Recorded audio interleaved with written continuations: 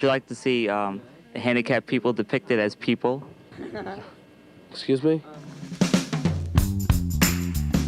I think that there were a lot of stories in the film that fell on the cutting room floor because we made the decision to tell the film as kind of the story of a band of friends. One of the things I remember was we talked about Mike getting my first car. It was really kind of where did my liberation start happening, where I didn't feel like a burden or a problem, or I didn't feel penned in.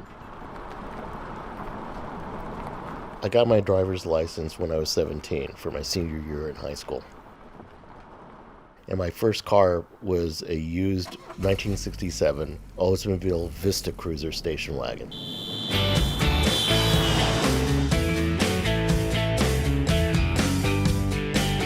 When I got my driver's license, everything changed.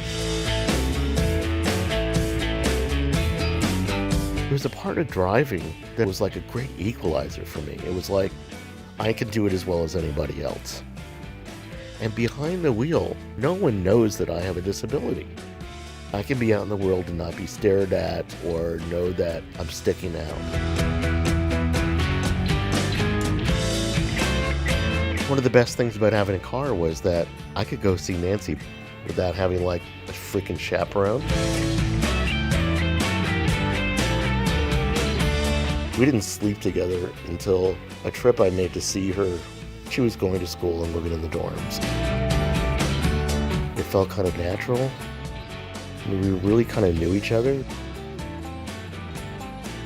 We knew that we didn't have to explain that our bodies were different. We knew that. Some characters' backstories had to stand in for others. Some characters' journeys had to stand in for others. And one of the things that I felt sad to lose was the backstory of our character, Denise Jacobson, because she grew up in the Bronx in an apartment building that was on the second floor. And she couldn't get up and down the stairs. There was no elevator. So she was literally stuck in an apartment, completely isolated. And she had a very vivid, powerful way of describing that experience of isolation and then the joy she felt in landing in the camp and finding friends and being able to roll wherever she wanted and having freedom.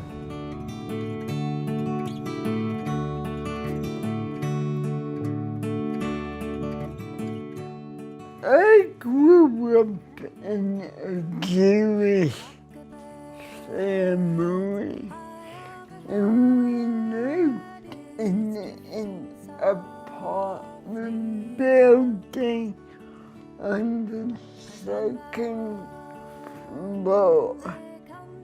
No elevator.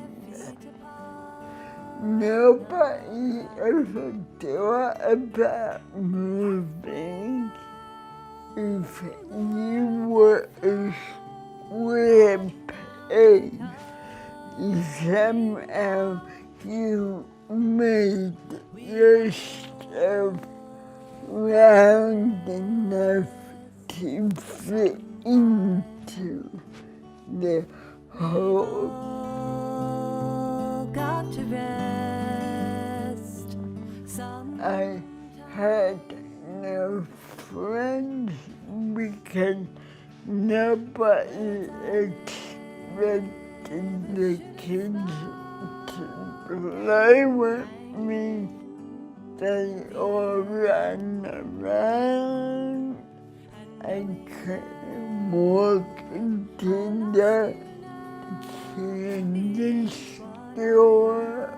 And so I was really isolated. To call them back, but next time we're expected to understand that was just the way human beings were, and I would get so angry, but it was that way pretty much until I went to camp.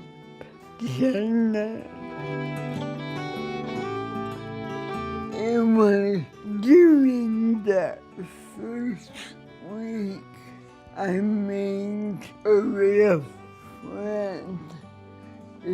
So that was the beginning. I finally felt like I was a human being. I don't know if I said that before.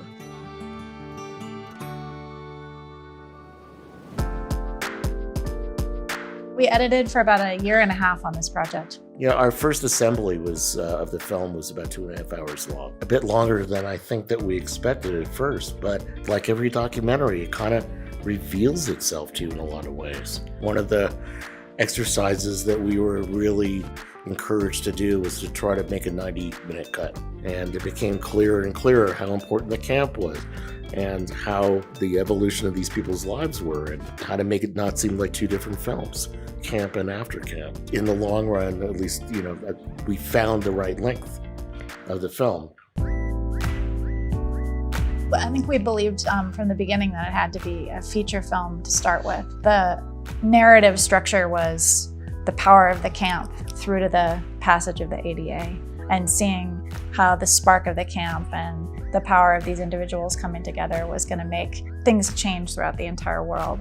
The challenge that was exciting was, how do we take all of this complexity and all of this history across time, and how do we blend this really immersive footage that we had from the camp with the scraps of archival that we were digging up from all over the place to follow people across time, and how do we make that one story arc? Because of that, a lot of things did have to fall on the cutting room floor.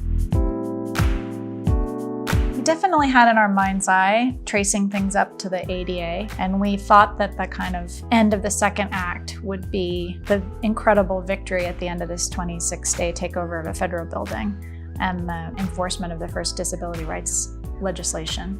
We worked our way towards, I think, knowing that where we had to end the film was back at camp, back where everything started, and kind of the resolution of the life journeys of the characters that we had followed. One of the things that got us there was playing around with combining the camp footage, the old camp footage, with a return to the campsite and this incredible song, Sugar Mountain by Neil Young. And there's something of kind of like a longing to go back to that place in your youth and that song that had the emotion that we wanted to end the film with.